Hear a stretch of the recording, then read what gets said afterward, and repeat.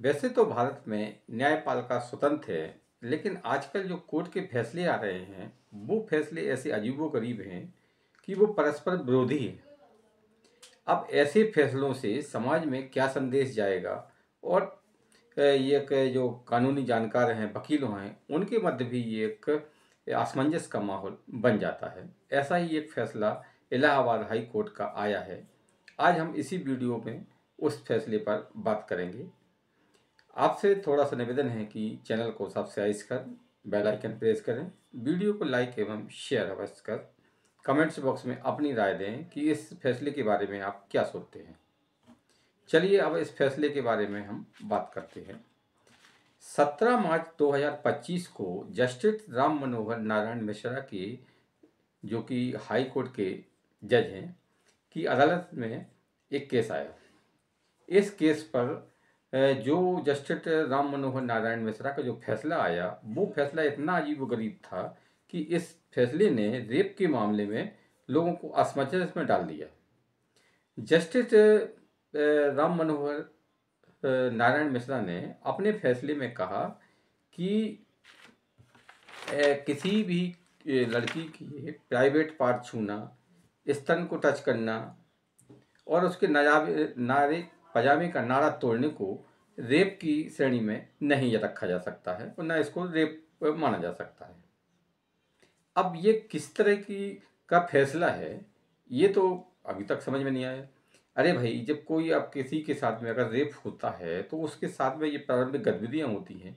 अगर आप किसी के प्राइवेट पार्ट को टच करना, पजामे का नारा तोड़ना, स्तन को छूने को अगर आप रेप की श्रेणी में नहीं रखेंगे तो फिर रेप की परिभाषा क्या है। लेकिन इलाहाबाद के माननीय वरिष्ठ जस्टिस जी ने फैसला तो यही दिया।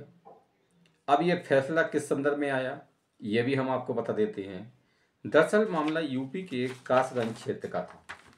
यूपी के कासगंज क्षेत्र में एक नाबालिग लड़की की मां ने अदालत में पार्सो एक्ट, यानी कि डिस्ट्रिक्ट कोर्ट की विशेष कोर्ट में पार्सो एक्ट के तहत मामला दर्ज कराया। जो आरोपी गण थे वो आरोपी गण इलाहाबाद हाई कोर्ट पहुंच गए और मतलब जो आपकी विशेष न्यायालय ने जो सम्मन निकाला था, उस सम्मन में उन्होंने रेप की जो धाराएं थी उस वो लगाई थी। यानी कि जो सम्मन निकला था उसमें रेप की धारा लगी थी, छेड़छाड़ के अलावा भी कुछ और भी लगी धाराएं लगी थी। अब जो आरोपी गण थे वो इलाहाबाद हाई कोर्ट पहुंच गए और इलाहाबाद हाई कोर्ट के माननीय जस्टिस विद्वान न्यायाधीश राम मनोहर नारायण मिश्रा ने ऐसा अजीबोगरीब फैसला दिया कि जिसको को लेकर पूरे देश में हलचल मच गई और मीडिया भी इसमें विरोध में उतर आया और वकील वगैरह भी इसमें विरोध में उतर आए। जज साहब ने अपने फैसले में कहा कि ये अपराध की तैयारी और अपराध करने के बीच का मामला है। हालांकि गनीमत ये रही कि माननीय जस्टिस जी ने ये कहा कि ये एक गंभीर यौन हमला माना जा सकता है, लेकिन फिर भी ये सोचने को मजबूर हैं कि भाई जैसे कोई व्यक्ति किसी लड़की के साथ में गलत करता है, यानी कि उसके साथ में जाता है, उसके पास में उसके प्राइवेट पार्ट्स को टच करता है, स्तन को टच करता है, उसके पजामे का नाड़ा तोड़ता है, तो कि इसको रेप की श्रेणी में क्यों नहीं माना गया। इस मामले पर विवाद शुरू हो गया है और चाहे सोशल मीडिया पर भी जहाँ इसका विवाद का इस फैसले का विरोध हो रहा है, वहीं वकील भी इस मामले में विरोध कर रहे हैं।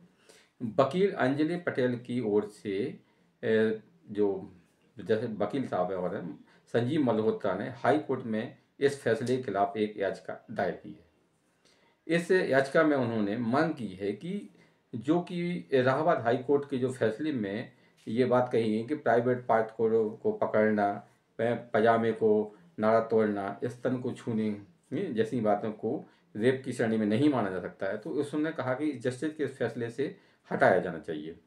जस्टिस जी ने अपने फैसले में कहा, जो सम्मन विशेष न्यायालय की ओर से जारी किया गया था, उस सम्मन में उन्होंने संशोधन करने के लिए कहा कि आप इसमें से रेप की जो आपने रेप की धारा है इसमें उल्लिखित किया है सम्मन में, वो हटा दें।